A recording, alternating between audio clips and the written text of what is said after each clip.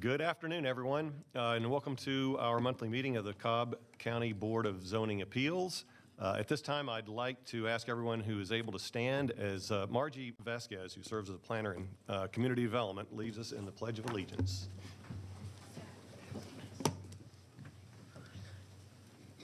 I pledge allegiance to the flag of the United States of America and to the republic for which it's shown, one nation, under God, indivisible, with liberty and justice for all. Thank you, Margie. By the way, Margie will be the person who swears everybody in during the hearing, so you'll see more of her today. For those of you who do not have a copy of the agenda, the first thing we're going to concern ourselves with are cases that are on consent. These are cases that have been reviewed by the board and by the professionals from various departments in the county, and to which there is no known opposition at this time. We've discussed these cases in our work session. Certain staff comments and stipulations have been made, and we don't anticipate any further discussion is needed for a decision. So as we go forward, the County Zoning Division Manager, Mr. John Peterson, will read each case into the record. Mr. Peterson, I'll ask that you raise your hand as your case is called to signify that you're present. And if you're here in opposition to a case that's currently on consent, Mr. Peterson will ask that you identify yourself as that case is read into the record. We'll then pull that case off consent and hear it as part of our regular case agenda. We will then vote on all cases that are still on consent at one time. So don't leave if your case is on consent until we've done that vote. Then once we've approved of the cases on consent, we'll move to our regular case agenda. And with that, I think we are ready to address the consent cases. Mr. Peterson, do you have any comments you would like to make before? Thank you, Mr. Chairman. I do have one announcement to make before we start the agenda. I would like to ask everyone in today's audience, if you have a cell phone, please turn the volume on mute, as the ringing does interfere with broadcasts and presentations. There is one case on today's agenda which has been withdrawn without prejudice and will not be heard today. That's Variance Case V82, 6M Properties, LLC. This case has been withdrawn without prejudice and will not be heard today. Additionally, there's another case on today's agenda which has been continued by the staff and will not be heard today. That's Variance Case V71, Mandy Black. This case has been continued until the September hearing date and it will not be heard today. And with that, Mr. Chairman, I'm ready to start the consent agenda. All right, let's go. Cobb County Board of Zoning Appeals variance hearing consent agenda for August 11th, 2021. First case on consent is Variance Case V82, When Georgia LLC requests a variance to number 1, waive the landscape enhancement strip adjacent to Chance Road. Number 2, reduce the drive aisle width for a 60-degree parking space from 18.5 feet to 14.9 feet. And number 3, increase the maximum allowable impervious surface from 70% to 82.3% in land lots 493 and 494 of the 16th District. The property is located at the southwest intersection of Chance Road and Canton Road. Staff recommends approval, subject to the traffic comments. Is there anyone here opposed to variance case of V82? No. Let the record show there's no one opposed. Variance case V89. V89, S.E. Craig requests a variance to number 1, allow a fence to be 9 feet in height behind the house, as well as adjacent to a public road within the required setback in a residential district. And number 2, reduce the setbacks for an accessory structure and approximately 1,500 square foot sport court from required 100 feet to 10 feet adjacent to the rear property line, 11 feet adjacent to the southeastern property line, and 28 feet adjacent to the northern property line in land lot 61 of the 16th District. The property is located at the southern terminus of Farm Hill Court and on the east side of Farm Valley Drive. Staff recommends approval. Is there anyone here opposed to variance case V89? No. Let the record show there's no one opposed. Variance case V90, Paul Cackett requests a variance to amend site plan review and traffic comments from previous variance case V102 of 2020 in land lot 618 of the 19th District. The property is located on the north side of Owens Avenue, west of Phillips Road and Phillips Drive. Staff recommends approval, subject to stormwater management comments. Is there anyone here opposed to variance case V90? Let the record show as no one opposed. Variance case V91, L. Frank Shirley requests a variance to number 1, reduce the front setback from required 35 feet to 31 feet, which is existing.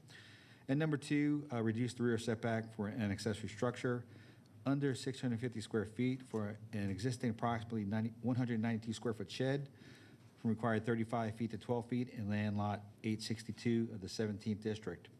The property is located on the south side of Crockett Drive, east of Little Road. Staff recommends approval, subject to stormwater management comments. Is there anyone here opposed to variance case V91? No. Let the record show as none opposed. Variance case V92, Gregory James Jennings requests a variance to reduce the rear setback for an accessory structure under 650 square feet for a proposed approximately 600 square foot shed from required 35 feet to 17 feet in land lots 35 and 38 of the 16th district. The property is located at the northwest terminus of Keenan Court, west of Bedell Road. Staff recommends approval, subject to the following conditions. Number 1, shed only with no dwelling or commercial use of the accessory structure. And number 2, materials and colors to be complementary to the main house. Is there anyone here opposed to variance case V92? No. Let the record show there's no one opposed. Variance case V93, Tim Perman and Marilla Perman request a variance to number 1, reduce the front setback from required 35 feet to 34 feet, which is existing. Number 2, reduce the side setback from 10 feet to 9 feet adjacent to the eastern property line, which is existing. And number 3, increase the maximum allowable impervious coverage from 35% to 36.6% in land lot 224 of the 1st District. The property is located at the northern terminus of St. Lyons Courts and on the south side of Lower Roswell Road. Staff recommends approval, subject to stormwater management comments. Is there anyone here opposed to variance case V93? No. Let the record show there's no one opposed. Variance case V94, Georgia Furniture Mart requests a variance to increase the maximum allowable wall sign area for a building 1 to 2 stories in height or under 20 feet from a maximum of 150 square feet to 485.86 square feet in land lots 647 and 650 of the 16th District. The property is located on the east side of Cobb Place Boulevard and on the north side of Ernest Barrett Parkway, the southeast side of Cobb Place Lane, and on the west side of I-75. Staff recommends approval. Is there anyone here opposed to variance case V94? No. Let the record show there's no one opposed. Variance case V95, Darren Willman requests a variance to number 1, allow parking indoor maneuvering of vehicles on a non-hardened and treated surface on proposed tracks 1 and 2 for the existing gravel drives. Number 2, allow an accessory structure, an existing 1,135 square foot barn to be located on a lot without a primary building on proposed track number 1. And number 3, reduce the setbacks for an accessory structure over 1,000 square feet for an existing 1,135 square foot barn from required 100 feet to 13 feet adjacent to the eastern property line and the 70 feet adjacent to the northern property line on proposed tract 1 and land lot 3 of the 20th District. The property is located on the east side of McCoy Road, east of Will Bend Street. Staff recommends approval, subject to traffic comments.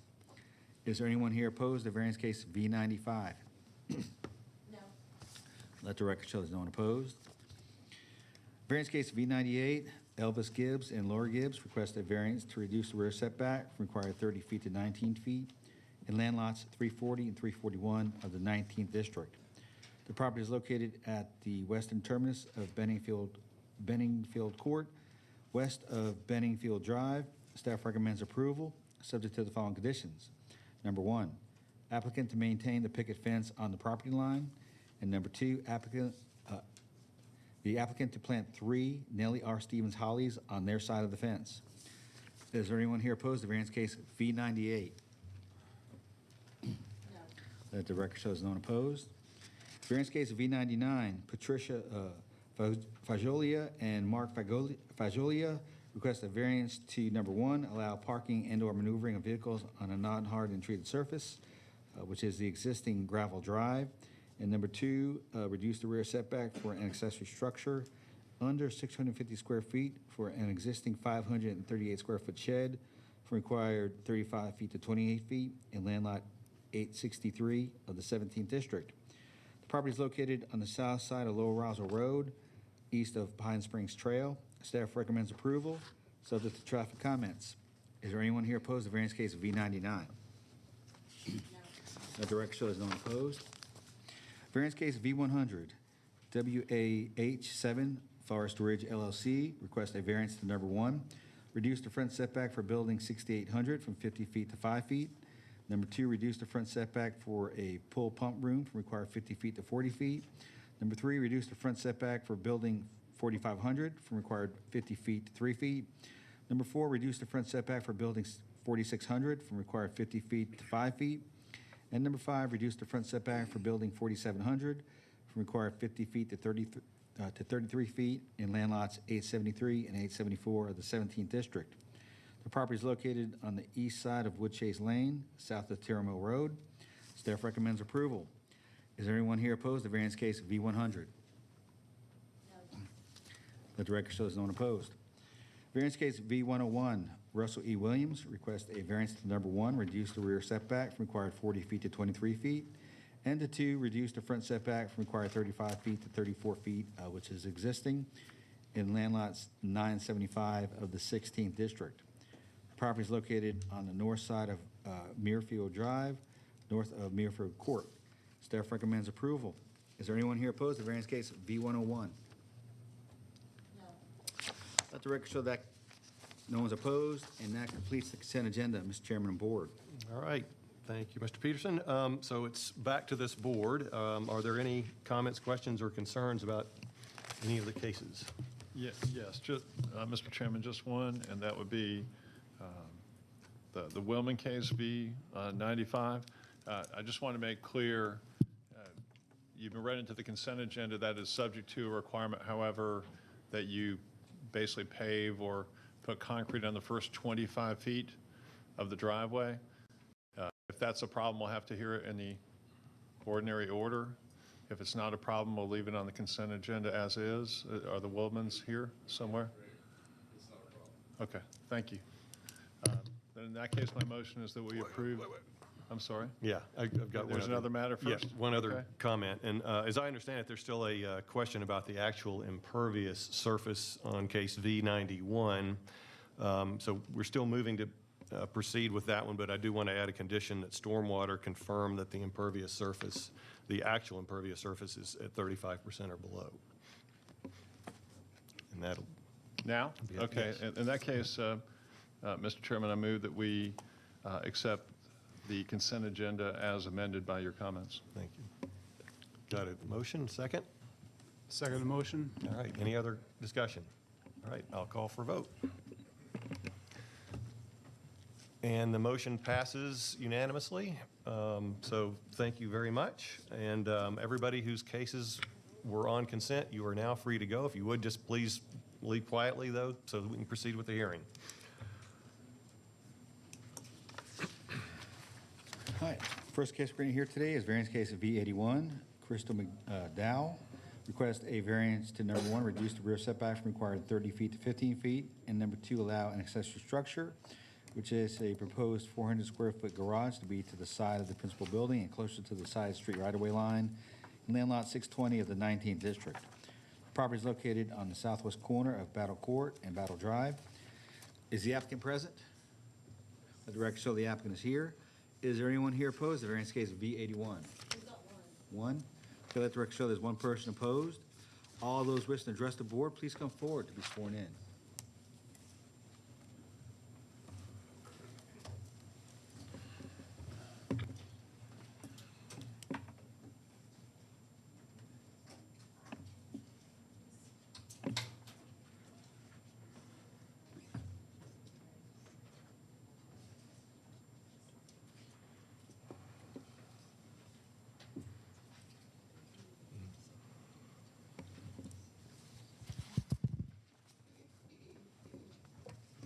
Good afternoon. If you would, please, for the record, state your names. Crystal McDowell. Okay, thank you. Andrew McDowell. Thank you both. You've got 10 minutes. Thank you. Presentation is being loaded. Just to get started, though, thank you for seeing us again today. You bet. We respect our neighborhood and take pride in our home and our property. And any structure that we would add to that property would definitely be fitting to what we already have on the property.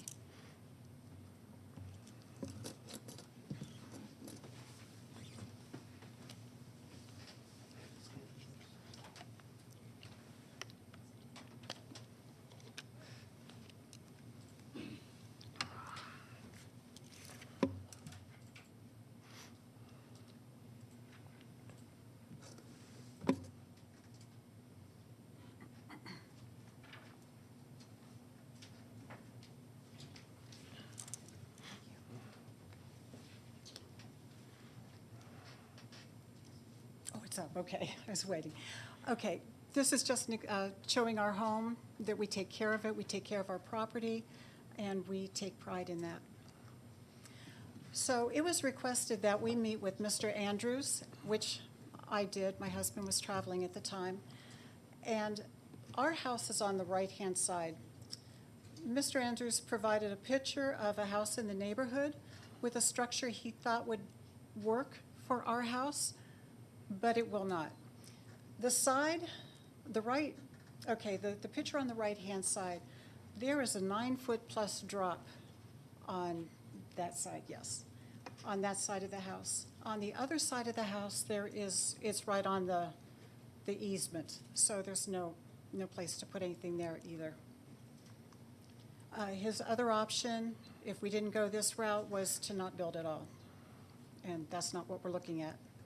So this is just a picture of our backyard, very narrow, and this is another picture of the backyard. This is a panoramic view, so actually the tree line is straight. The deepest part of our backyard is 16 feet. Where the barrels are, that's just a matter of feet. We're talking like 5 feet or such. And it's not much more on the far left side too. There's just not a lot of room to put a structure back there. Looking at different options for the surfaces, if we go with concrete only, we're looking at a drainage system with a perforated pipe that would run the length of the property in the back and ease the flow of the water into the land. Another option was the dry flow well, which may be difficult to do because of the number of trees in the yard and the number of the extensive root system. With the carport, we would have a gutter and once again a drainage system. And the other option for the surface would be a permeable ground grid with gravel. And that's a picture of the grid up there. And because of where the parking spot would be, where the concrete or impervious surface would be, the water would run away, the water would not run towards Mr. Andrews' house or property or his concrete parking pad in the back lower part of his house. The slant of the land would take it away from his house and towards the wooded area, right there. And that's it. Do you want to make any comments? Okay. You've still got 6.5 minutes if you want it. I do have a quick question. This whole thing about drainage, I mean, the variance really didn't say anything at all about impervious. I'm just wondering what prompted that. Conversations with Mr. Andrews, wondering about the water runoff, and conversation that I had with my husband. Okay. Going from a solid surface to an impervious. Okay. Well, again, you've got over 6 minutes left if you've got anything else. We did calculations on the percentage of pervious versus impervious. And for the impervious, we're looking at 30%, and with pervious, 24%. Okay.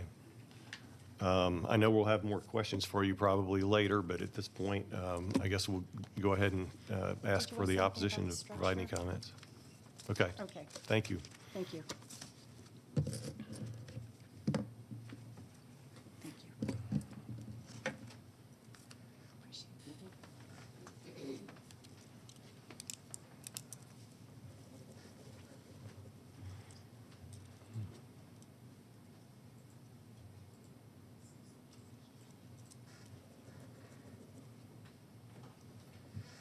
Could you please state your name for the record? Joseph Andrews. Thank you, Mr. Andrews. You've got 10 minutes. Glasses, please. The applicants filed for a variance request on a hardship basis. The hardship being they did not have parking for their 26-foot motorhome. This doesn't seem like a hardship to me. It seems more like a luxury. In this case, it is a self-created hardship. They propose to build a 20 by 20 by 18 carport. These type prefab buildings tend to be industrial looking and not attractive. In other words, an eyesore. It would be a large, ugly building about 35 feet from our outside deck, cutting off and blocking a large portion of the view from our deck and our dining room windows. It would also be totally out of context with the character of the neighborhood. The map is to scale and shows the approximate position of the proposed building. As you can see, the ugly building will have a huge footprint, and it will be almost as tall. My main concerns are as follows: loss of privacy. We do have a green space there, but in the fall when the leaves go, it's going to be very offensive. Loss of property value. This is really not something I don't think people would want next to their property to see if they're looking to buy a house. Loss of curb appeal and aesthetics. We sit on our deck now, and it's a nice wooded lot. We have lots of shade, and this building would be a negative presence in our field of vision. Also, that old truck has been there for 20 years, parked on the ground. The other concern is about runoff and drainage, flooding, and erosion issues due to their elevation being higher than ours by probably 5 or 6 feet. At the corner end of our property now we're having some issues with erosion, which is going down into a small creek. And I've tried to stop it up back there by taking branches and leaves and, putting those in the hole, but I'm afraid that might just get worse. Thank you, sir. As you can see from the pictures, their side yard is a junky area. This ugly building would not be an improvement. It would just create another unsightly area. I understand that the variance process is sometimes merited, but in this case, it's not a suitable compromise. If one neighbor gains by approval and another neighbor loses, it is not an equitable solution. So in this case, I hope sound minds and level heads will prevail, and this self-created hardship will not become a hardship for me, a permanent one that I wouldn't have any recourse from. I'm here to protect and defend my property, my home, my investment. We've been there 34 years. And if you would, I ask you to imagine if this eyesore were next to your home, your patio, pool, or deck. Is this something you would want there? I'm assuming we're all homeowners here. But the plan is not acceptable. So please vote no to this request. And I thank you for your time today. You've got almost 7 minutes left if there's anything else that you need to That share. went by quick. One thing I did think about, if they're asking for a 20 by 20 foot carport and they want to put a 26-foot RV or motorhome in there, where's the other 6 feet going? It's probably going to be sticking out in front of the carport and right in our field of vision from our dining room. Not something you want to see when you're having dinner and guests over. All right. That's it. I appreciate it. You bet. Thank you, And Mr. I Andrews. do appreciate the visit the other day from Ms. McSwain. You bet. And thank you to the board for being proactive. Thank you. All right. We may be calling you back up here in a few minutes. Thank you. Thank you. All right. Well, thank you all for sharing that. At this point, because this falls into District 4, I'm going to turn it over to Jacqueline. I do have a question for Mrs. McDowell.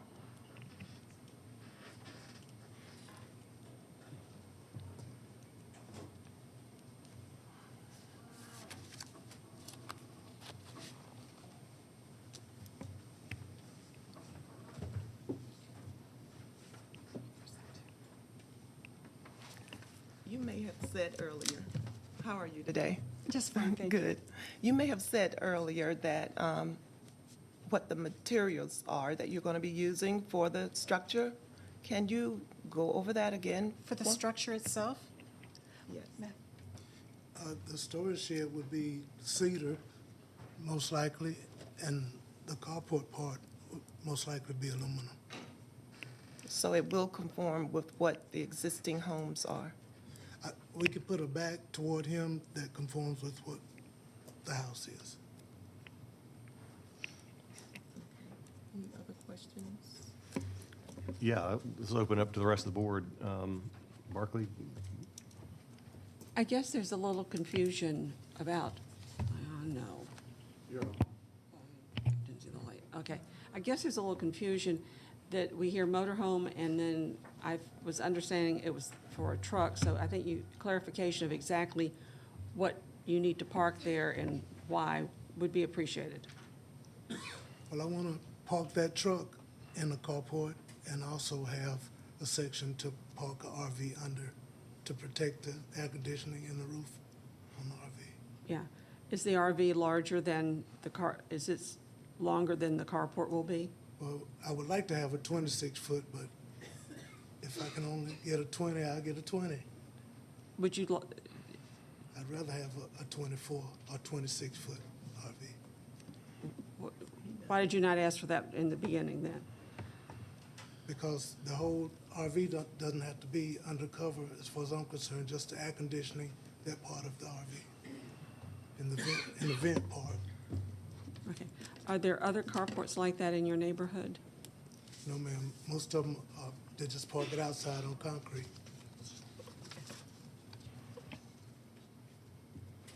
Is that it? Okay. More questions?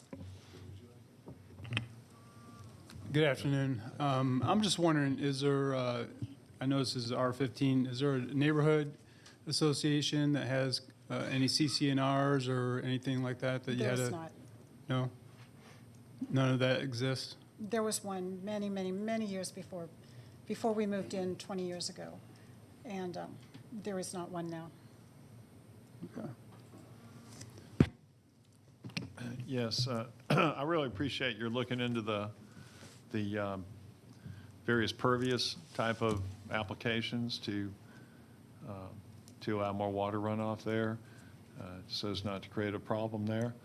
In addition to my question about the length, maybe needing to be longer in order to accommodate a 26-foot long RV, why does it have to be 20 feet wide? Because I would assume most RVs aren't more than 8 or 9 feet wide, given the width of lanes on a road. In order to put the pickup truck back in there too, Ah, I see. which is licensed, in excellent running condition, and we use it.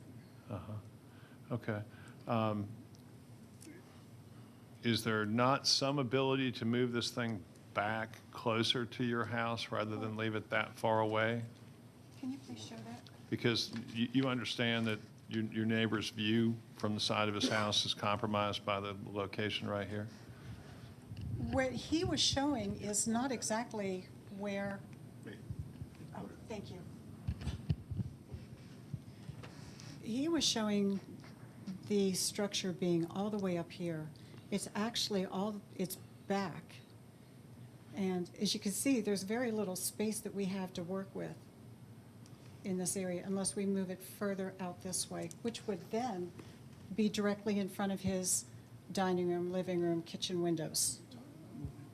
Well, yeah, that would be worse. I'm talking Yeah, about would be. moving it back towards the magnetic north is to the left side of this paper, so to the left. Am I reading magnetic north correctly? Yes. Okay. That's why I wanted to put a storage shed. I didn't need a variance to do that. That's still, behind on the property lines and, you know, within our rights. Right. So I wanted to put a storage shed closer to that, to the driveway, and we were just asking for that space for the carport.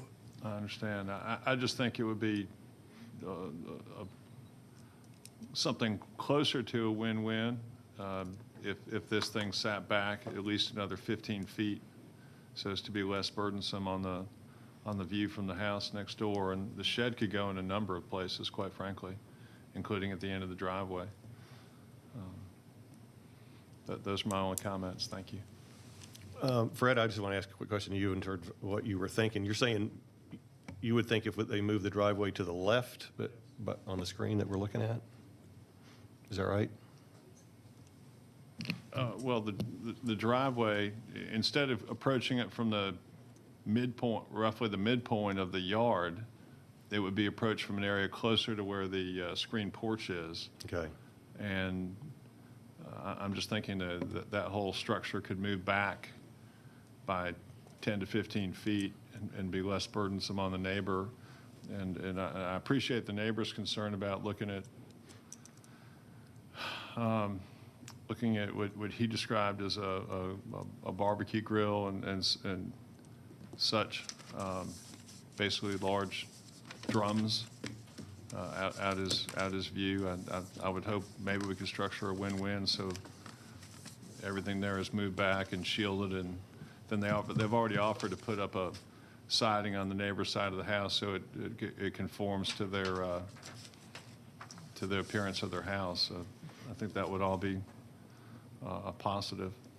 So, and I may have missed this when you guys first spoke, but in terms of other possible locations, to the rear of the house, help me understand where the existing driveway goes behind that screened-in porch. Why would that not be an option? The bill lines set back 10 feet. Okay.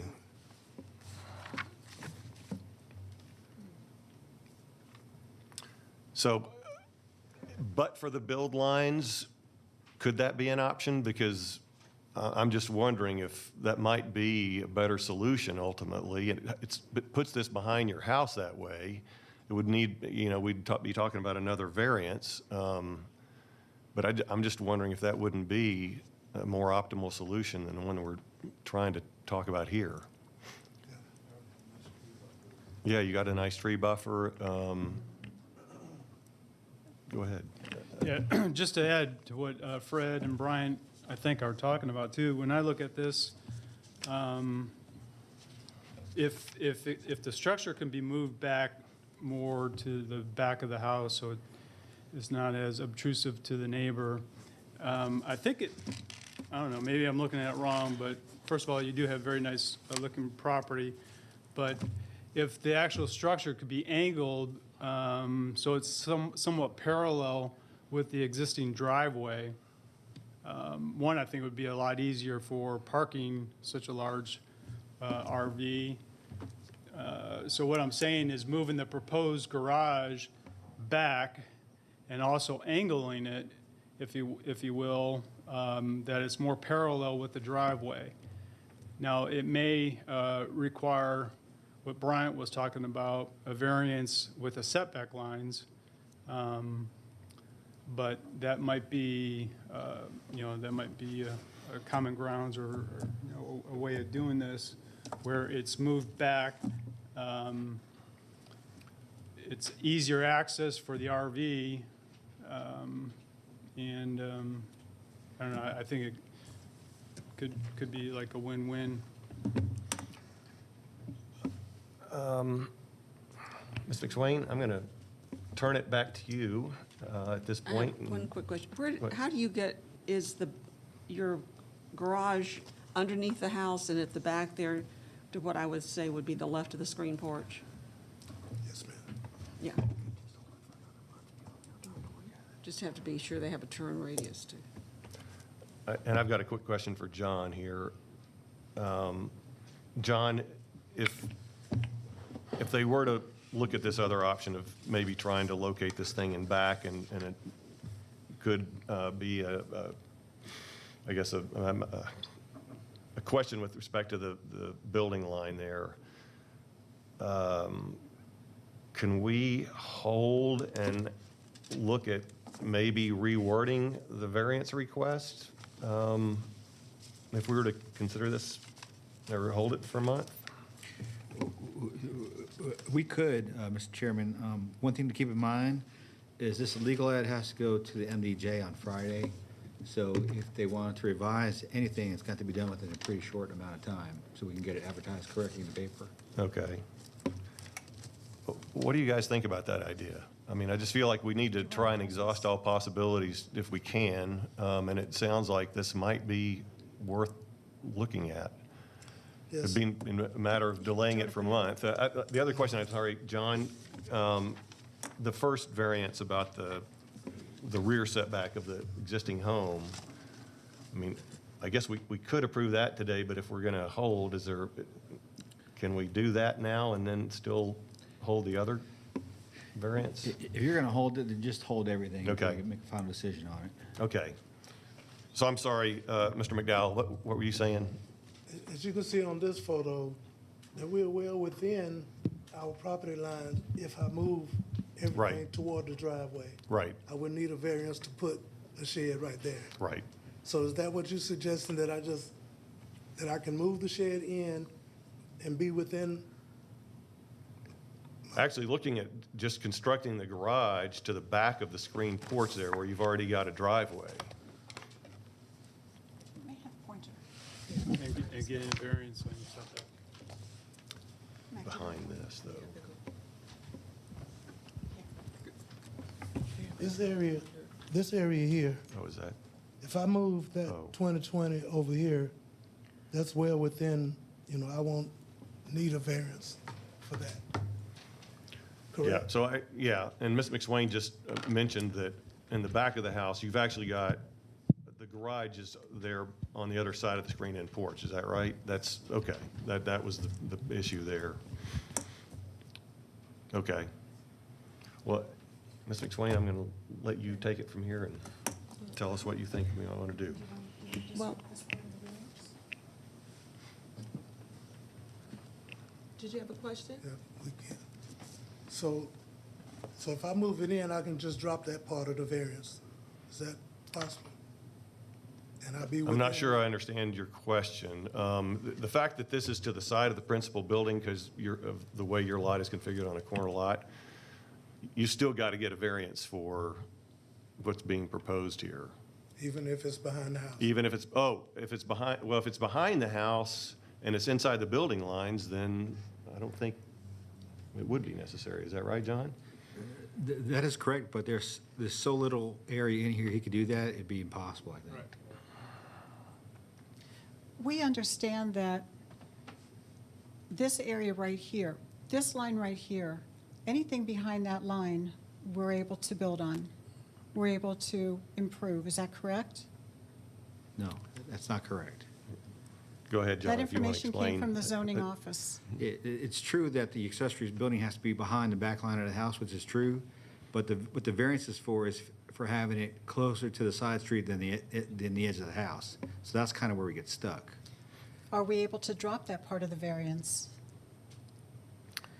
You would, but where the garage is permittable, it'd be right in the very center of your driveway behind your screen porch.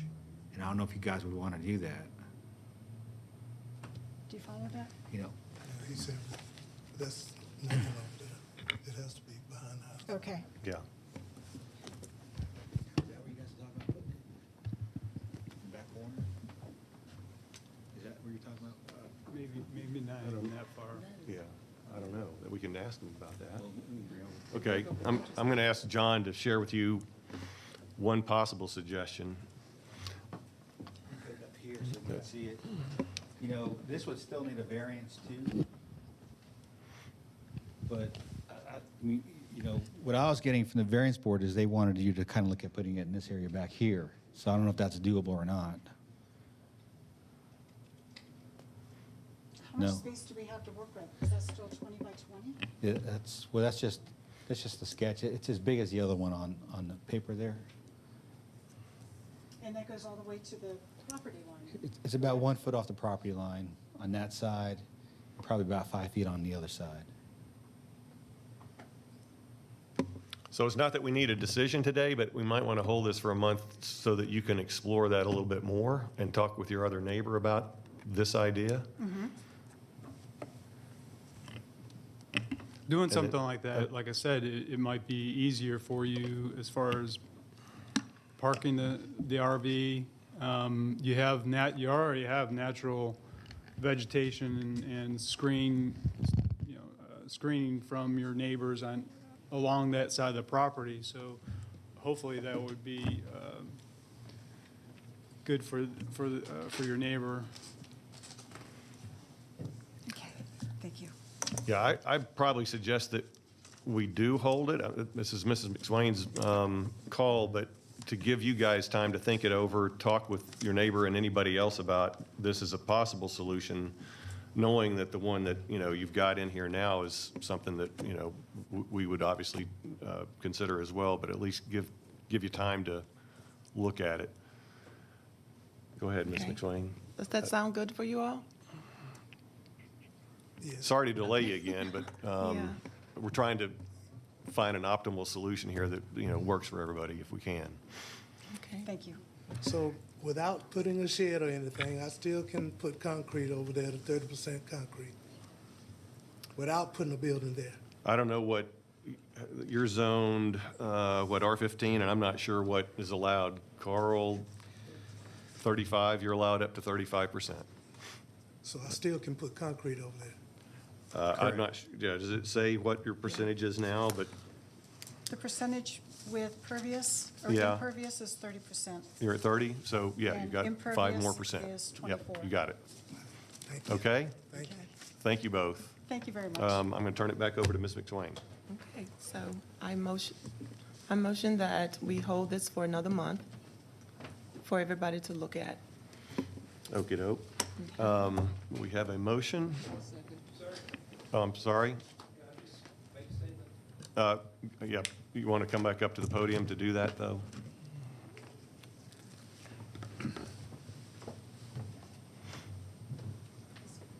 There are a couple of options that weren't really talked about. Possibility of renting an RV in the first place, just to see if they like the culture. An RV, I was telling Ms. McSwain the other day, it's a lot of work. A lot of tanks to be filled, a lot of prep to go on a trip, come back from the trip. It's a lot of work. If they rented an RV, they might decide they don't want one after the fact. Another option possibly is to go ahead and buy the RV, but, rent an RV space close to home. And we have several around Marietta, and they start at $100 a month. If they put in the carport, buy the RV, and they don't like it, then they're pretty much stuck, and so am I. So that would be, something that I would suggest as an option, maybe an interim option. Well, fortunately, I think we're going to give ourselves some time to think through some of these I appreciate options, and then we'll convene next month and reconsider. So thanks for your comments. Thank you. Okay, so we have a motion and a second. Any discussion? All right, well then I will call for the vote. And the vote is 5-0 in favor of the motion to hold the case until our hearing in September. Thank you guys very much. Okey-doke, John, next case.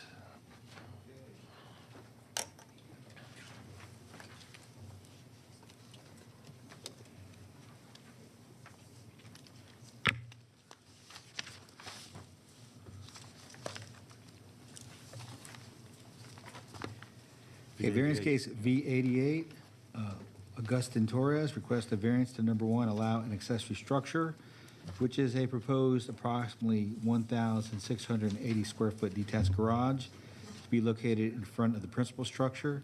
And number 2, reduce the setbacks for an accessory structure, which is a proposed approximately 1,680 square foot detached garage, required 100 feet to 10 feet adjacent to the western property line and the 40 feet adjacent to the northern property line in land line 52 of the 20th district. The Property is located on the east side of Moon Station Lane, south of Hickory Grove Road. Is the applicant present? Yes. Let the record show the applicant is here. Is there anyone here opposed to variance case V88? No. Let the record show there's no one opposed. Would the applicant please come forward to be sworn in?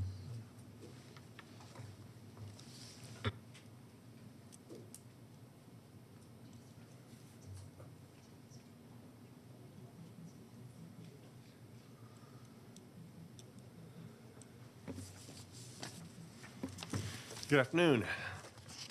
Good afternoon. I'm J.L. Brooks. I'm actually the contractor that is building the existing house. Is it J.O.? J.L. J.L. Brooks. So you just go by J.L.? I do. Okay, thanks, Mr. Brooks. Go ahead. You got 10 minutes. The structure, as I just stated, we're already in construction of building a new house for them. Do y'all have the layout of everything that?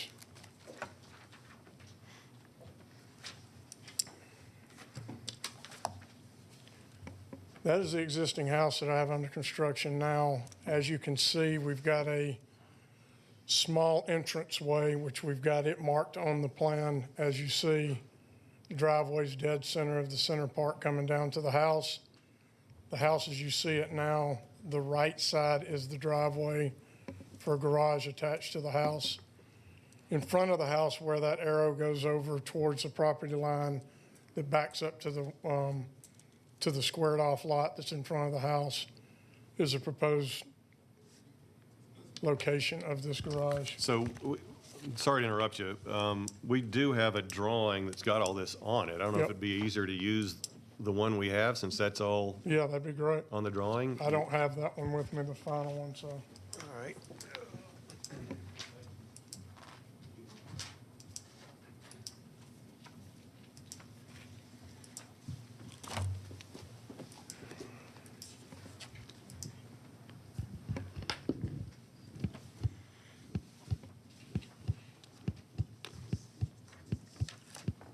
So the reason for the garage, from what I understand, talking to the Torres, is he has some antique vehicles. The place and the reason why it's in the location that it is now, as you can see, the topo of the lot goes from Moon Station Lane, the elevation down to maybe the backside of that pool is probably 30 feet elevation. So from the back of the pool, you can see there's a wetland and a creek there, so there's not an opportunity to put the garage anywhere else. He has 3 teenage daughters, has a wife, himself, and he has 2 or 3 antique vehicles. So the decision was to try to build a garage to have everything covered up, is basically what it is. He doesn't work on vehicles. He is A&W Contracting, local company, 25 years, roofing contractor on Moon Station Road in Kennesaw is where his business is. I've been a contractor here in Cobb County for 35 years.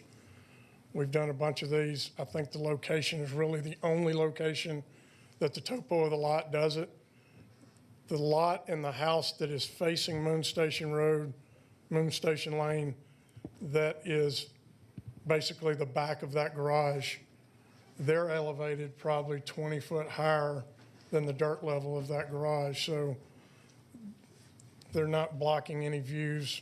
They don't have a problem with it. They've actually got a pool behind their house as well. And there's a kind of a working farm on the lower side there that their lot is as long as Mr. Torres's. And they've got structures pretty much all over that place back there. So that is the only flat spot on that lot as the driveway tapers down 20 feet. So outside of some questions coming from y'all, that's the reasoning why, that's the reason why I'm here as well, to be able to answer it from a construction standpoint. Okay. And that would be it. Just a couple of questions. I'll turn it over to Mr. Beloin since this is in District 1. How many cars could fit in this garage as proposed? 4, 4. yes. Okay. And then do you know what materials they're planning to use on it? On the exterior, Yeah, I mean, is it going to full look? brick. The house right now, the specs on the house is full brick. It's a 2-story. Daylight in the back, flat in the front with 2 stories, brick. It's 800 and cost of the house is about 850. Okay. And then there are no plans for anybody to live in this space of course or not. No. use it for any commercial purpose? Because we'll probably have a stipulation about that. Just, Yes. okay, all right. Yeah. Well, with that, I'm going to turn it over to Mr. Boulogne to lead the discussion. Okay, thank you very much, Mr. Chairman. And my first question, I drove by here 3 times Sunday and I couldn't find the sign. Can It you was tell- on the fence, and I know that was kind of, I didn't have it. It's on the left side of the fence right behind the water meter for 2 months. I think I was the first applicant for this hearing date. And I moved it yesterday when I got a phone call saying that it wasn't there. It was still in the same spot. There's a fence and a big gate there, if you saw all that. I saw a gate, I did. It was on the left side, attached to the fence facing the road. It wasn't facing, so you couldn't see it driving left or right. It was facing the road on the left side. Okay. Tell me more about the neighbors, the Wolves. If The you ones to the left, could, as you're driving in, or the one Yes. facing? yes, to the left. Older ranch house, elevated pool and decks.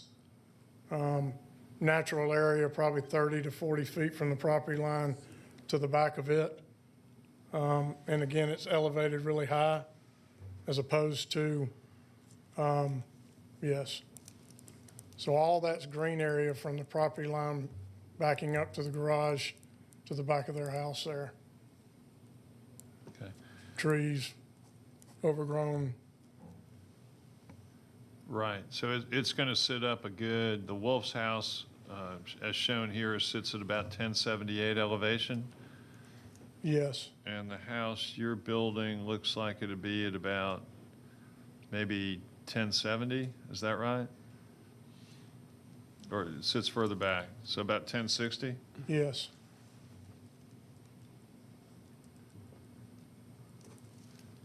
Okay. Tell me about this oval in the driveway in front of the house that you're building? That's a fountain? Put that back up.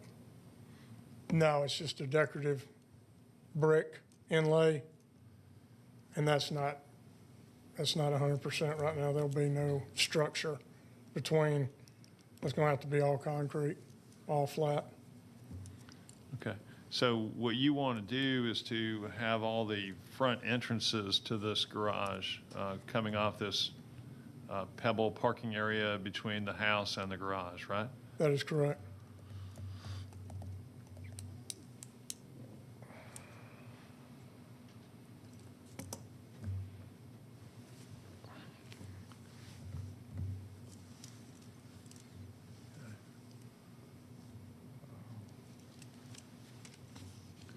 Did you, are you the one who prepared this drawing, or is this prepared by someone else? Prepared by an engineer. Was any thought given as to the possibility of being not quite so much on top of the property line, given the acreage tract sizes out here? Well, again, I think with the way the property lays, it's a perfect spot because it's kind of a dead spot right there. It's the back of another lot. It's in front of his, but the topo kind of dictated where that went.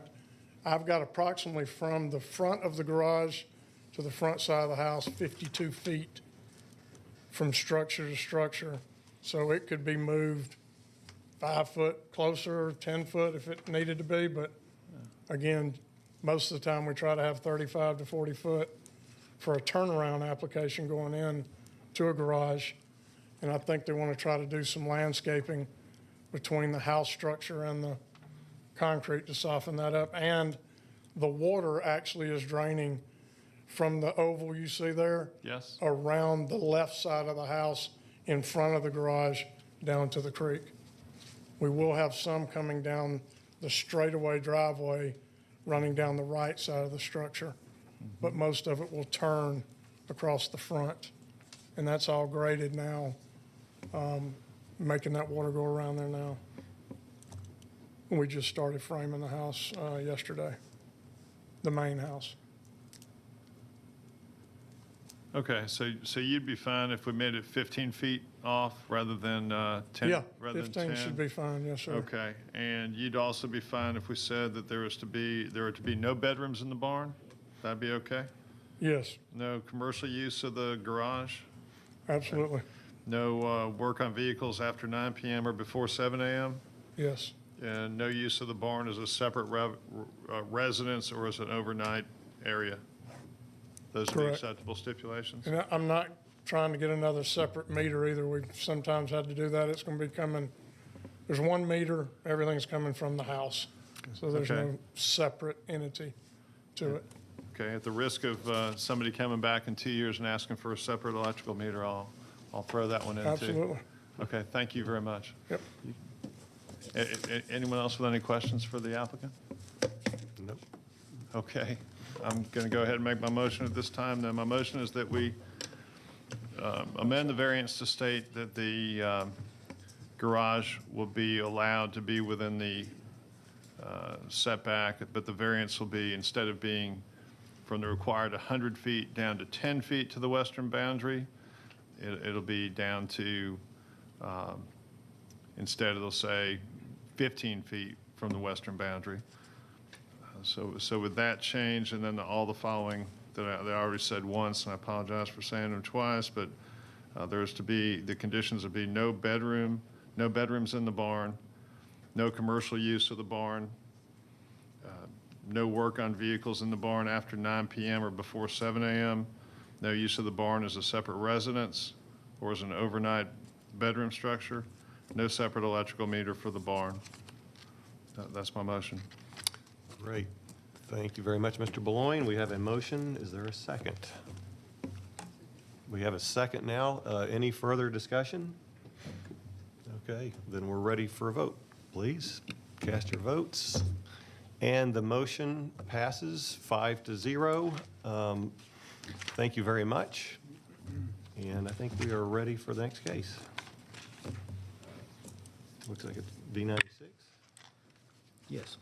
Variance case V96, Eric Larson requests a variance to allow a sign to be set back 32 feet from the center line of a major collector road right-of-way rather than the required 52 feet in land lot 228 of the 16th district. The property is located on the northeast side of Ebenezer Road, east of Canton Road. Is the applicant present? The director show the applicant is here. Is there anyone here opposed to variance case V96? No. The director show there's no one opposed. Would the applicant please come forward to be sworn in?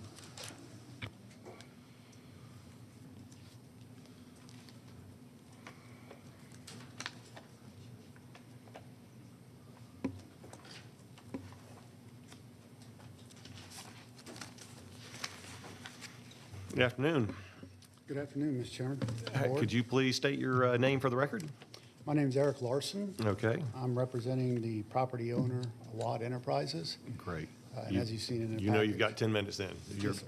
welcome to proceed. We have, we're requesting a variance to have a sign located 32 feet from the center line of the right-of-way instead of the required 52 feet. Because of the property topography, putting a sign on either corner, the north or the south portion, would be obscured either by different kind of greenery from the upper portion of the property and the curve and more greenery on the northern or the southern part of the property. Really, the only space that we have to put a sign is more towards the center of the property. There is a septic field in the front area of this yard, which is causing a bit of a hardship of finding a location. I believe that I put a septic map in the package. If I did not, I do have a hand-drawn one that was submitted with the county some time ago. Can you put that up there? Pardon? I haven't seen the septic field. Okay.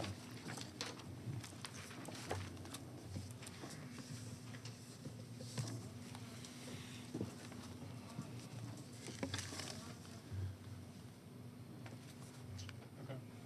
That helps.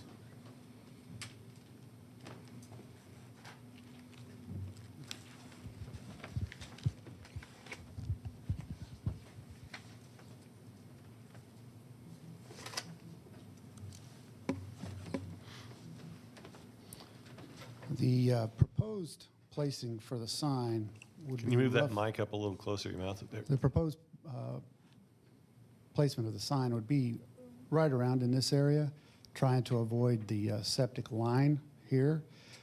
We wouldn't be able to put it into the center of the property because of that septic field. It would have to be rerouted, and the expense of that would be prohibitive.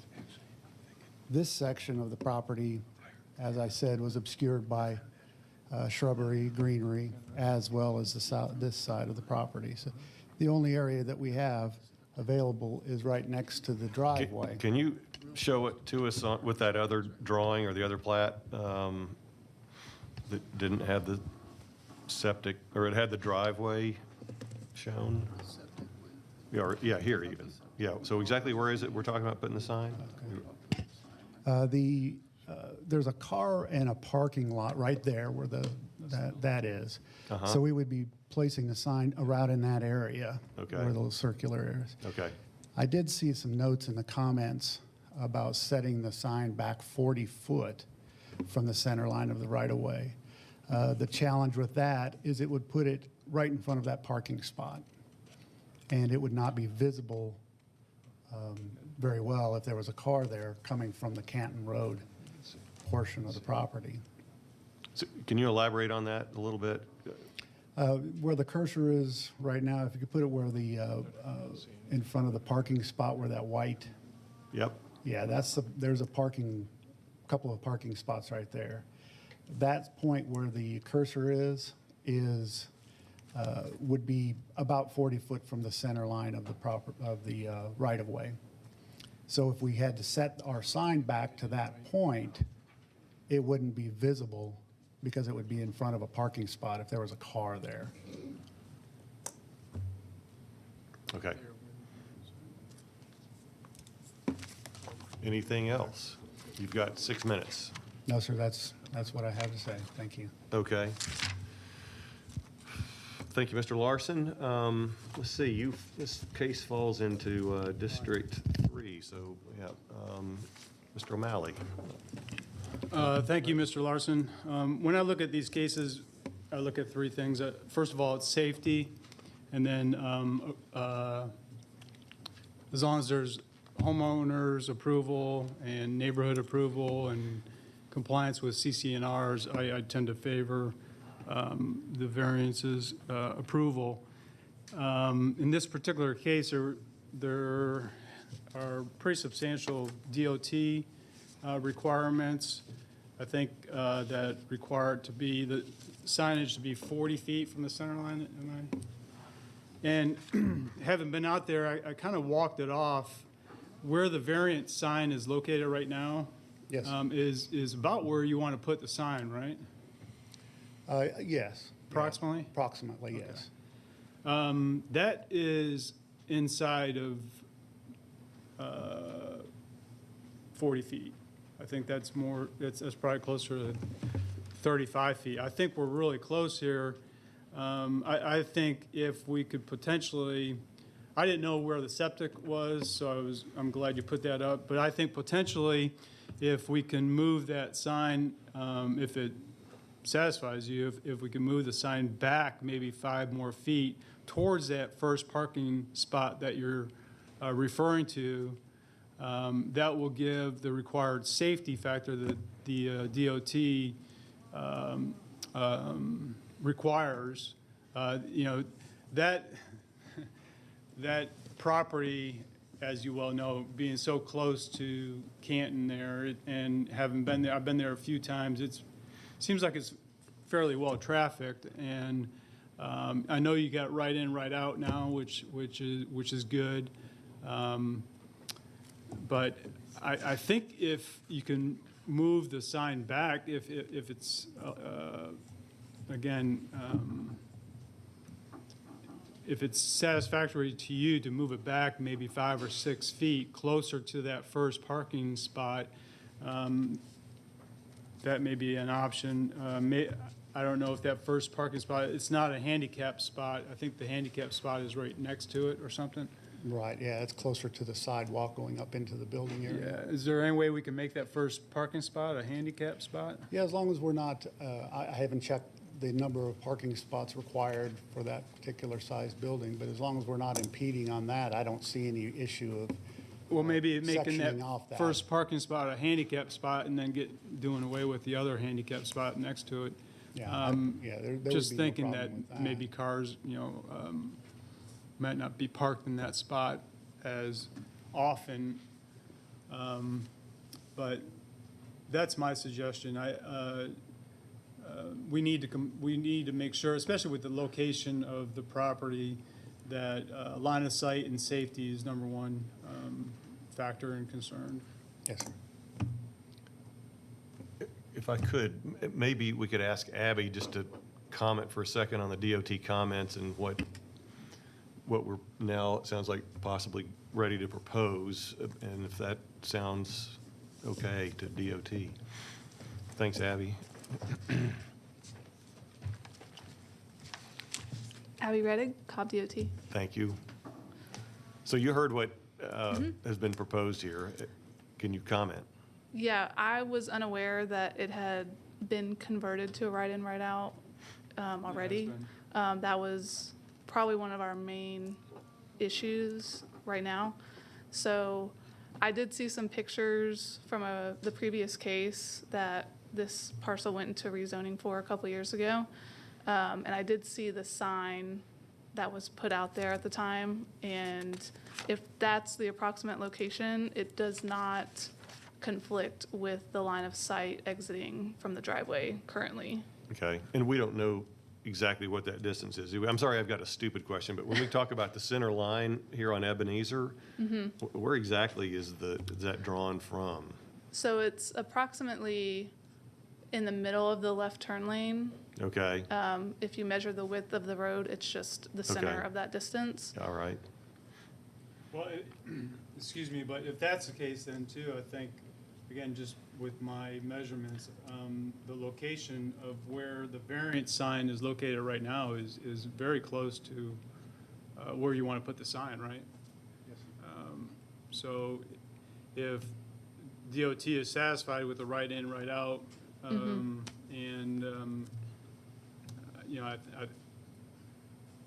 more inclined now to allow it where that variance, approximately where the variance sign is located right now, if it doesn't interfere with line of sight. Yeah, the reason of the 40 feet minimum is because of the classification of the roadway. Right now, the right-of-way line is equivalent to a local classified road, so it's only 25 feet from the center line. So because of the actual classification of the road, a new right-of-way line would be 40 feet from the center line. So that's why we have the signs behind the proposed right-of-way line. But the existing right-of-way line is 25 feet from the center line. So that's the reason for the requirement. Okay. All right, thank you. Back to you, Mr. O'Malley. All right. Well, actually, based on what traffic just told us and what the applicant wants to do, I propose, or I make a motion that we allow the signage at the location, if you can put that location back up, which is very close to that first parking spot.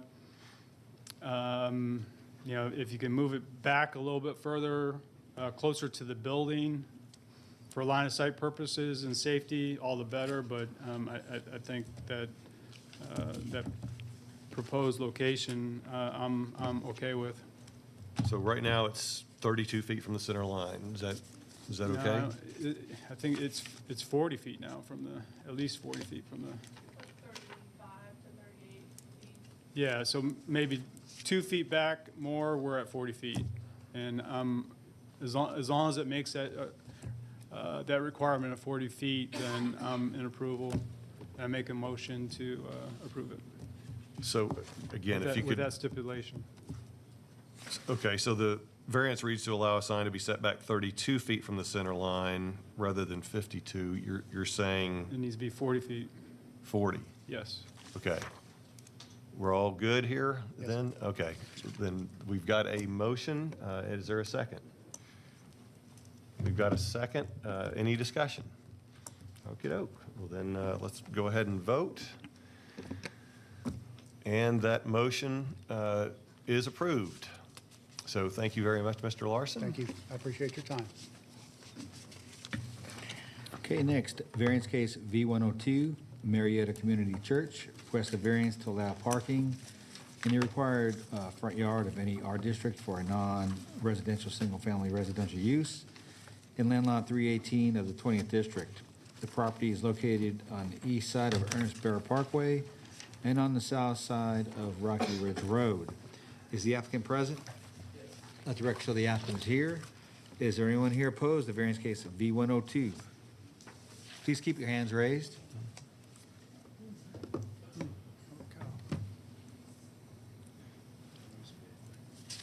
Why does that mean?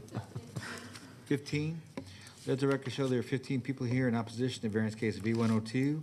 Would the applicant and anyone in the opposition wishing to speak please come forward to be sworn in?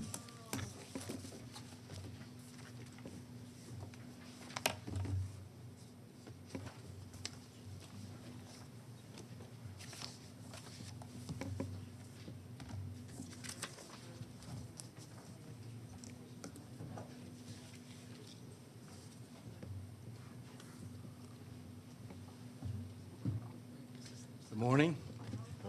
Morning. Can I hold you up for 1 second before we start the clock? I've been asked if we could take a 5-minute break since it looks like, we're going to be here for a little bit. Well, we're going to ask to table it today, and so we can have an opportunity to talk to the neighborhood. Great. I think that's a great idea. Had no idea that they were going to be here today.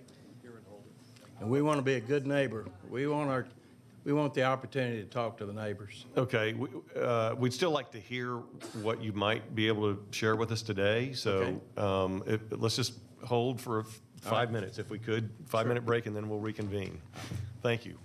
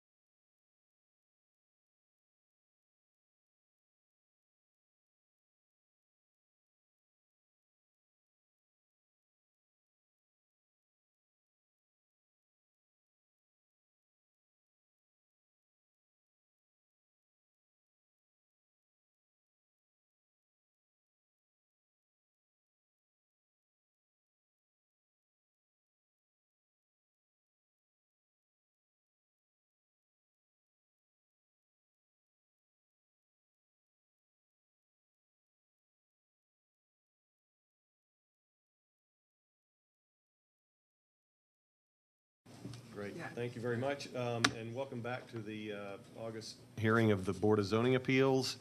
We're ready to resume on case V102, Marietta Community Church. And if you could please state your name for the record. I'm Hansel Smith, also known a little bit better by Hap Smith. I'm an attorney in Marietta, and I represent Marietta Community Church.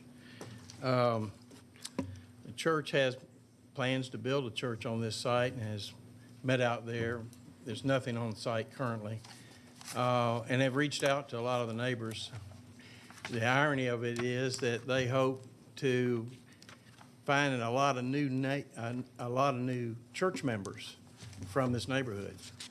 So the last thing the church wants to do is have a controversy with the neighborhood. And frankly, I was unaware that there was opposition until a few minutes before we came over this morning. I had no idea that people were opposed. Mr. Dykes, this is a request for a variance so that they can put 17 parking spaces within the 50-foot setback on Barrett Parkway. The main entrance to the church is shown on the plans. Be coming off Barrett Parkway. It's a right in, right out. They do have access to Rocky Ridge Road up at the top. The parking spaces that will be along the front there would be along the front, and that is actually a benefit to the neighbors because those spaces wouldn't be at the back where the neighbors' houses are. And there'd be more green space in the back behind the church building. So the ones in question you can see along Barrett Parkway are kind of highlighted. Don Dorsey was to make our presentation today, and he's here and he's been sworn in. He's our architect. And really, I haven't heard that anybody is opposing the building of a church here. I could be wrong, and certainly they're here to speak today. And as you can see, it's all pulled away from the back line where the neighbors' houses are. And that would be green space. That would be, we'll welcome the community to use this church and become members and be part of the church. It would be great. But this is, we thought everything had been totally approved until we were told by the county, well, you do need to get a variance for these front parking spaces, and that's why we're here. And, I mean, Don will give a good presentation. We'd like to table it, though, so we can talk to the neighbors and meet with them. And Mr. Dykes, who represents the church, he's a church member, went and knocked on every door on all the adjacent properties and was able to get consent from 8 of the 11 adjacent property owners. 3 he was not able to talk with. So he got 8 consents. That's all he was told he needed to do. And the last thing we want the neighborhood to think is we weren't trying to be transparent. We're delighted to talk to all of them. One person called Mr. Dykes from the neighborhood. He immediately called her back twice, but they never talked. So as nobody reached out and said, could you have a meeting? We would like to meet with them for sure and see if we can work something out on what their concerns are. Okay. And I suspect that if you just found out that there was opposition, you don't know about the nature of the concerns? I read an email this morning about 15 minutes before I walked over here. Okay. From one of the neighbors. All right. And read through that. Okay. I think there's a lot of misconception in the neighborhood about what the church's plans are. And frankly, I know there's some things the church can do to help this neighborhood. This neighborhood needs a traffic light on Rocky Ridge desperately. Mm-hmm. They need a traffic light. And the church could be a great ally to them if we could point out some things to them that we've already talked about. Plus, there are really the traffic issues that they may bring up. Well, we'll address them. We'll address them with them. All right. So I was going to say you've got 6 minutes. Well, I'd like, if I need to, I'll use it at the end. But we would like to ask that this be tabled to give us an opportunity to talk with them. Got it. So, but while we're all here, we thought Sure. let's go ahead and hear from everybody, and then we'll, in all likelihood, reconvene on this one next month. Thank you. Okay. Thank you very much. All right. Could you please state your name for the record? I'm Don Dorsey. I'm with CDH Partners. We're architects for the project, the church. I'm not sure I could add much more than what Mr. Smith has already informed you of regarding the concept for the design. I will just make a couple of comments. The clouded area that you see in the front of the building, fronting on Barrett Parkway, represents the 17 parking spaces that are in question. And those 17 parking spaces, in our opinion, are important for the church to have in order to accommodate the capacity of our building. The building is about 15,000 square feet. It consists of an auditorium for about 300 church offices, and then the rest of the building is dedicated to Bible study classrooms for preschoolers, children, and youth. As the drawing illustrates, the parking is situated so approximately half of the parking is between the building and Barrett Parkway, and the other half of the parking is situated on the south side or right-hand side as you view this drawing of the building. We have two entrances. Point those out.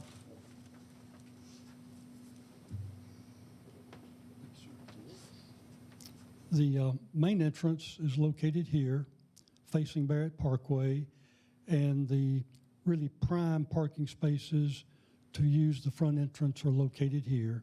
Our secondary entrance is located on the side where we have an arrival hood.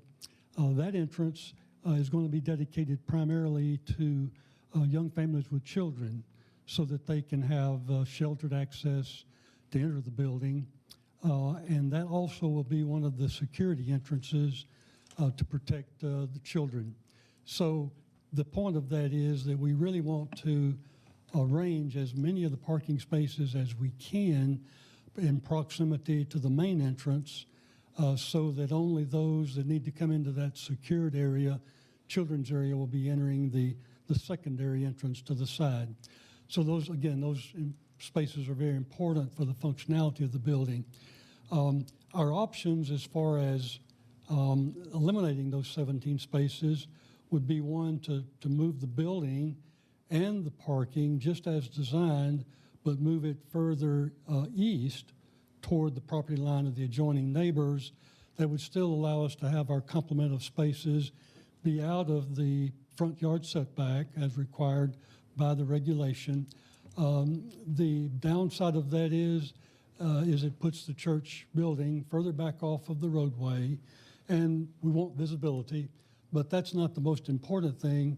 The most important thing to the church was preserving as much green space between the back of the building and the rear yard for a playground, and quite frankly to provide more green space buffer between the church building and the adjoining neighbors. So if we, options to move the building back, if we want to leave the building where it is and we still need those 17 parking spaces, then our option is to move those 17 spaces back around to the back of the building or extend this parking lot up closer to the back property line, both of which impose more on that green space and our neighbors in the rear yard of the building. I think that's about all I could add to what Mr. Smith has already informed you of. Thank you very much. Just before you step down, you mentioned something about preschool classes. Is that just on Sunday, or are there plans for any kind of a preschool? Currently, it's only for weekend, Sunday morning. Okay. For one session of Bible study and one session of worship. However, as the church grows, they may have two worship services, staggered, of course. But no plans right now for a weekday, although that might be down the road in the future, but not at this time. And no plans for any kind of road or access to Rocky Ridge Road? Yes, that access is planned for the future and is extremely important for the church to have that. And I believe that may be what some or most of the folks here today are in opposition to. Well, I knew that, yeah, had been raised, but I didn't see anything in, the variance. It wasn't necessarily in scope for us today, but obviously that was something that. And quite frankly, we didn't realize that the variance even impacted that. It's not a part of the current plan, but we certainly plan and hope to be able to implement that at some time in the future for the reason that Mr. Smith mentioned is safety. Right now, off of Barrett Parkway, it's right in and right out. And the only opportunities, and let me add this, approximately half of the congregation lives somewhat to the south on Barrett Parkway and approximately 50% to the north. So those arriving in the morning, whether you're arriving from one direction or the other, at some point in time, you've got to come out onto Barrett Parkway, headed north or south, and go and make a U-turn. And the U-turn locations are some distance from our driveway entrance. And even a U-turn, even though it's a designated U-turn, can sometimes be dangerous. So long-term, the church's objective is to work with the neighborhood to have a curb cut off of Rocky Ridge Road, work with them to have good traffic control, not impede their access, and certainly even improve the safety aspects, and hopefully long-term have a traffic light that benefits everyone. Great, thank you. I'd say, I didn't mean to get us off on that one, but I know that question had been raised. That's not necessarily in scope for what we're here to address today, but thank you very much, and I guess now we need to hear from the opposition.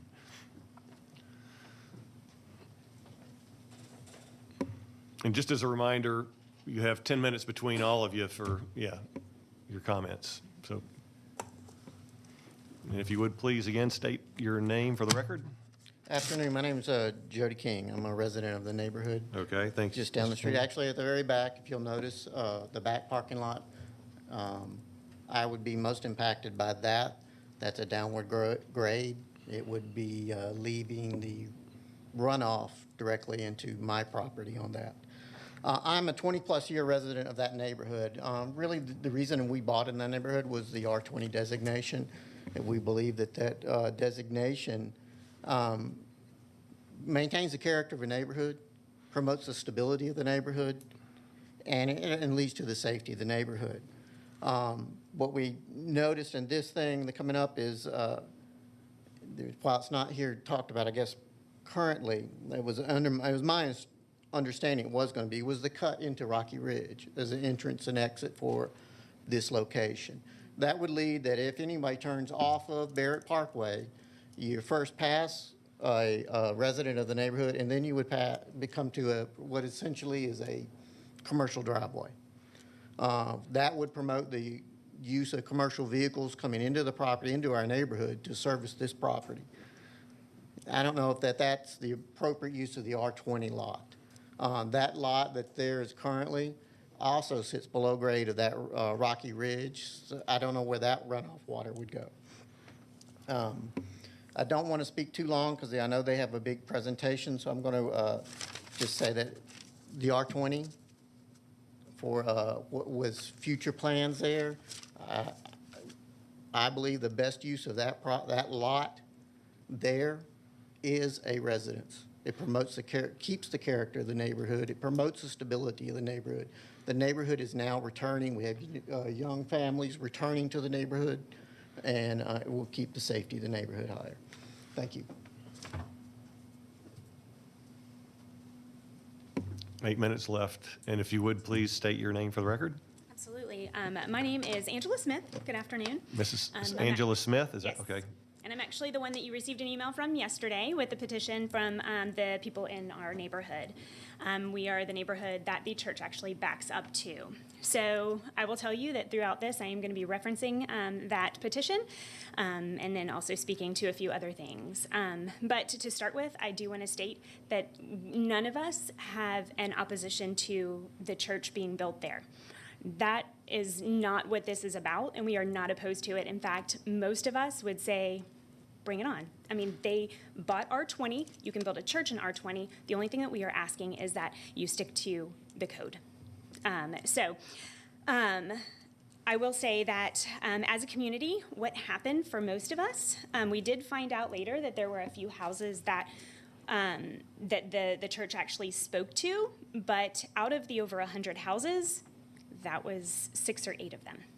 So that wasn't many. So what happened was we started seeing that lot on Rocky Ridge become a parking lot. So we started seeing cars come in, and cars are there on Sunday mornings, and people are kind of going, what is this for, right? And then all of a sudden we see a variance sign go up in the yard. So originally we kind of started to think, oh, okay, maybe this variance is for a parking lot there. And that's when people started to question because they didn't know. They had no idea what was going on here. So because we were kind of under the impression of that and thinking, okay, these cars are now coming in and out of Rocky Ridge, and that's a lot, for our community. I do want to make note that Rocky Ridge is our only entrance and exit for those houses. But anyway, I kind of want to take a step back to what happened was we started to research what the variance actually was. And that was not what this variance is about. And I do want to state that we are opposed to the variance that they are here for, but that has more to do with the fact that there has been discussion over the past few years of widening Barrett Parkway between Burnt Hickory and Dallas Highway.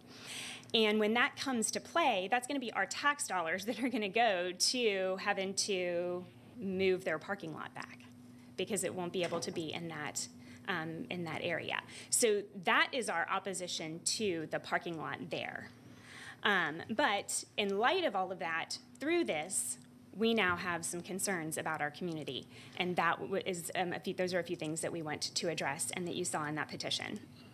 Our biggest concern is that our community is protected. And as I said before, Rocky Ridge is the only way in and out, and we're okay with that. We do have a lot of traffic issues there.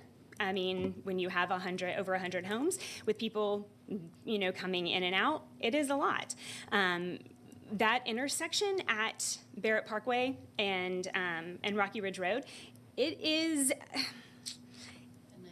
a very interesting intersection because there are people who are making U-turns from both ways because of different neighborhoods. So we have to watch out for those U-turns. We also, there's not a turning lane to turn right onto Rocky Ridge. So if you're coming from Dallas Highway and there's no turn lane, so you about get run over. But that is, and when you turn in, you're turning into houses. Like at the very front of that road, there are two houses that are directly on Barrett Parkway. So you are turning directly into a neighborhood. And that is one of the big issues. We are not set up for that volume of that. When we have no sidewalks throughout the entire neighborhood, and as the gentleman spoke of before, we have a ton of new families coming in. The past few years have been amazing for our community because it has started to kind of come back. People are coming in, they're flipping houses, families are coming in. There was previously some drug dealers in there, they are out. I mean, we are really kind of coming back and feel like this is something that would keep aesthetically, from us having, what has been this kind of turnaround, if that makes sense. Just so you know, you have 3.5 minutes or perfect, thank you. For everybody, so. All right. And I don't mean to cut you off, just want to make sure you know. No, that's fine, because but those are kind of the things that I wanted to touch base with. What we have works, but I do want to state that the second request, besides not being allowed to access Rocky Ridge Road as an entrance or an exit, because it is in between two residential houses, it's literally two residential houses, and it would be like an exit of a church. It's not an appropriate place for it. I do want to state that the second request is that we do have a tall fence. After that was in the petition, some of the community members have stated that they would like something taller, and the reason why is because they don't want somebody coming in. First of all, foot traffic coming into our neighborhood, because this is going to open up pathways, and Barrett Parkway, is not, exactly the safest place, but it opens up that pathway. But also coming into the neighborhood aesthetically, seeing a parking lot or a driveway is just, not something that is appealing. So we would like that there for those two reasons, safety for foot traffic, and then also from the, for the just aesthetics of it. And then I do want to say, just in closing before these others come up, is that a lot of this would have been avoided if the church would have communicated with the community earlier. The church has not communicated, but with a few houses that abut the property. This does not affect the houses that abut the property. It affects all over 100 houses. Thank you very much. Thank you. And I think it's typical that we ask for the adjacent neighbors, for comment, so that, but points well taken, all right? Are you guys the last to Yes. speak? Okay, so you've got 1 minute and 45 seconds, just so Okay. you know. Sorry Pamela to Kirk. put you on the spot. I'm trying to make this, thank you for taking the time to listen And to your us. name for the record, please. Pamela Kirk. Pamela Kirk, okay? And And- Chuck Kirk. Chuck Kirk, okay, thank you. I've lived in Ridgewood Park subdivision for 43 years, and I'm opposed to Marietta Community Church putting an entrance exit onto Rocky Ridge Road. After speaking with many of our neighbors, we all have the same concerns. We already have a difficult time getting in and out of our neighborhood, and approving this entrance and exit will add to that difficulty. We have a lot of older people that live here, and some of them have told me that they rarely leave or don't like to leave because of the traffic in and out of our neighborhood. There are many of us, including myself and my husband with teenagers, who are driving or will be driving soon, and it already concerns us to know that we have a 15-year-old son that will have to maneuver this traffic. We have already had several accidents and deaths over the years because of how dangerous it is to get in and out of our neighborhood. One of the parishioners had stated that Marietta Community Church leadership had spoken with a number of the neighbors near the proposed site and were welcomed. My parents live on Rocky Ridge Road, and not one person has come over and spoken to them. So, and then we spoke to several other neighbors that said the exact same thing. He also stated about new development being scary, and then in time we would see that they would not be a large impact on our neighborhood. New development is not scary.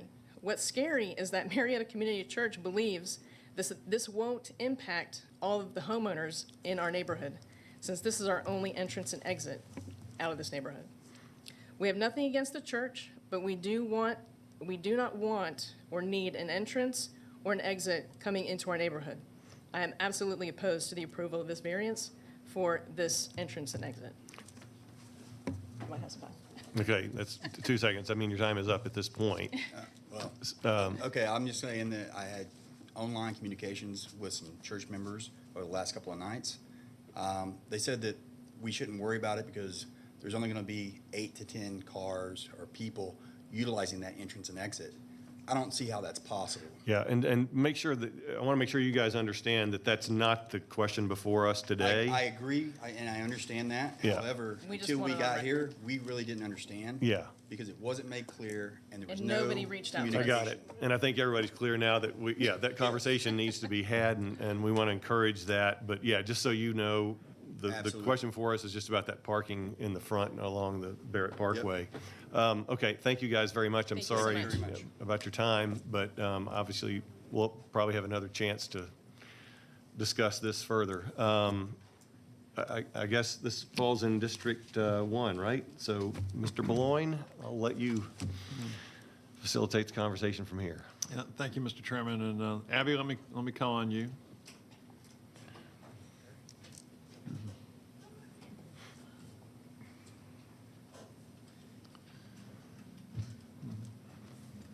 Abby Reddig, Cobb DOT.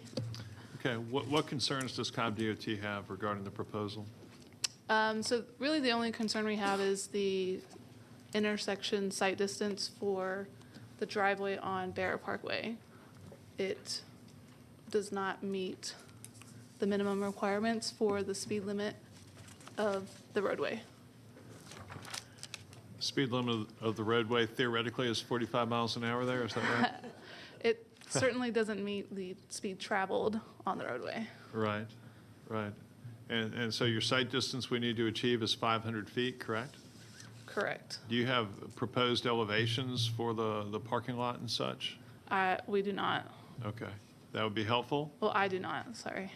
Okay. It may have come through plan review. I can ask our plan reviewer if he has seen any elevations of the parking lot so far. Well, I'm basically going to ask Mr. Dorsey to contact you between now and next month so we can move And that forward?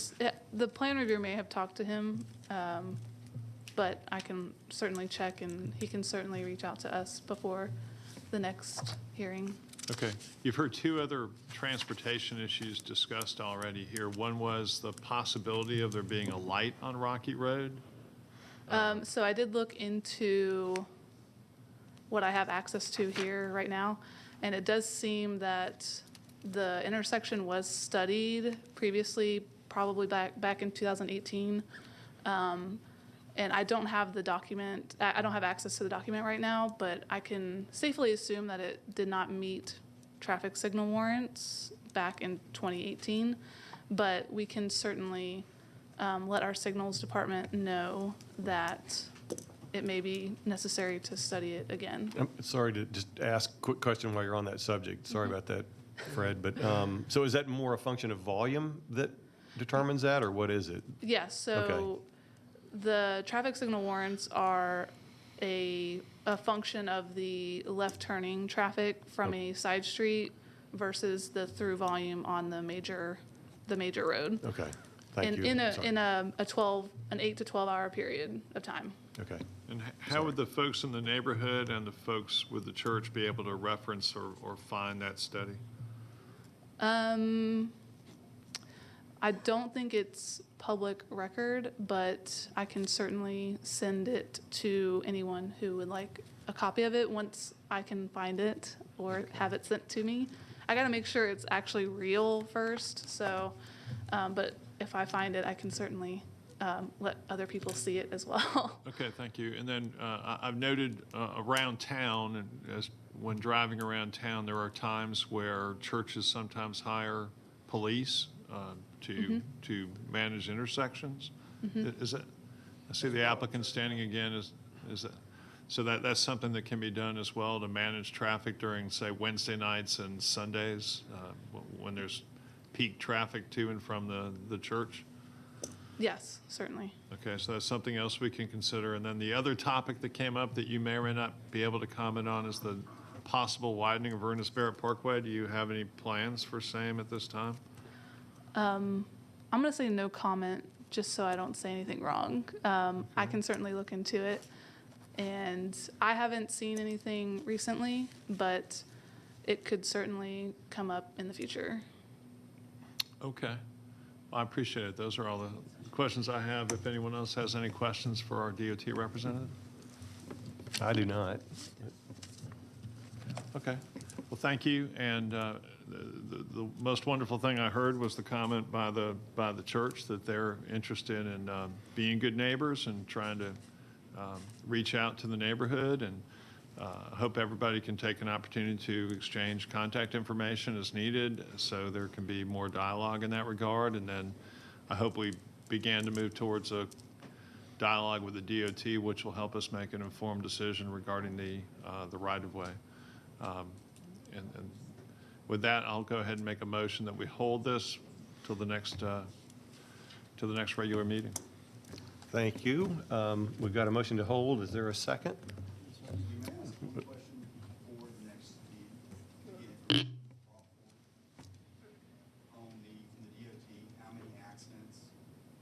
Yeah, let's do that after, okay? We'll do that offline, but in fact, I'd encourage you guys to stay, get with Abby when we're done, and we can talk through that. Okay, so we've got a motion and a second to hold case V102. Any further discussion? All right, let's vote. And we're waiting on one vote, and we've got it. All right, so we've got a 5-0 vote to approve of the motion to hold case V102 until our hearing next month. So thanks, everybody, for your comments today, and we'll look forward to seeing you guys next month. And we've still got a little bit of business to handle here before we adjourn. Y'all might want, those that want to get together might want to do so either in the back of the room or just outside the meeting room here. All right, well, that's it for the regular case agenda. We now need to handle a few housekeeping items, and I think we're doing something a little different today in that we're approving our most recent work session minutes and the minutes from our last 2 hearings. Is that correct? Okay. So have y'all had a chance to look those over? Any comments? All right, I'll entertain a motion.